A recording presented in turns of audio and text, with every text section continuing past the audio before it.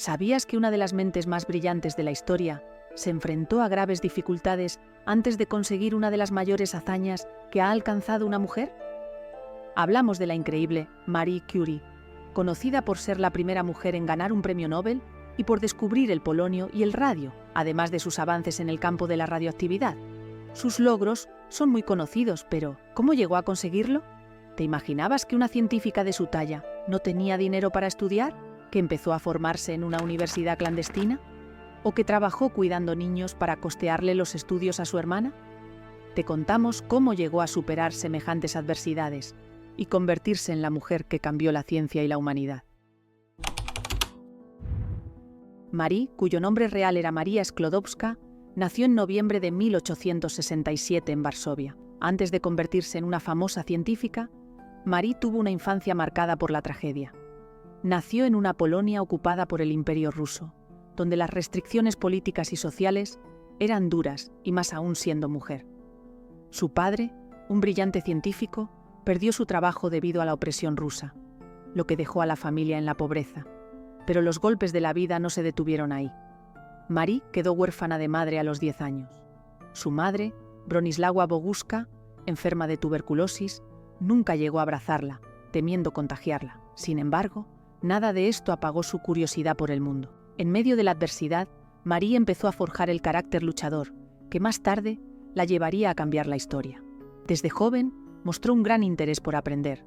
Influenciada por su padre, del que aprendió a amar la ciencia y lo básico de esta disciplina. Debido a la opresión rusa, las mujeres no podían estudiar de manera oficial, y Marie tuvo que recurrir a la Universidad Volante de Varsovia, una escuela clandestina que ofrecía educación en polaco, desafiando las estrictas normas impuestas por los ocupantes rusos. ¿Habías escuchado hablar alguna vez del Pacto de Damas?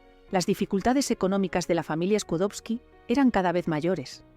Seguir estudiando se convertía en algo imposible, pero Marie y su hermana mayor, Bronisława, hicieron un pacto. Una se sacrificaría para que la otra estudiara.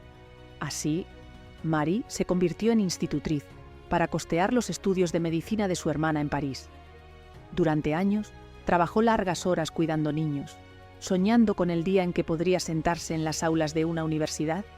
Finalmente, su esfuerzo dio frutos. Bronisława se graduó y cumplió su promesa, ayudando a Marie a mudarse a París. En 1891, con 24 años, la joven llegó a París con un sueño: estudiar en la Sorbona. A pesar de vivir en condiciones extremas, con apenas dinero para comer o calentar su pequeña habitación, nada detuvo su pasión por la ciencia. Estudió física y matemáticas con una intensidad asombrosa y en solo 3 años se graduó en las 2 licenciaturas, convirtiéndose en una de las primeras mujeres en alcanzar ese logro en la prestigiosa universidad. Mucho se ha hablado del matrimonio entre Marie y Pierre Curie, pero ¿quieres saber cómo se conocieron? Su encuentro no fue un romance cualquiera. Fue un choque de 2 mentes brillantes, un match científico en toda regla. Y lo mejor es que fue por pura necesidad.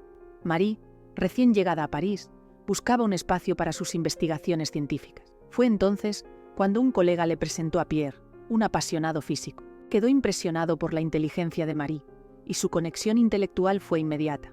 Él, conocido por su timidez, la animó a trabajar juntos, y la química entre ellos no solo fue científica. Los elementos se alineaban para que los descubrimientos de este imbatible dúo revolucionaran la ciencia y salvaran vidas.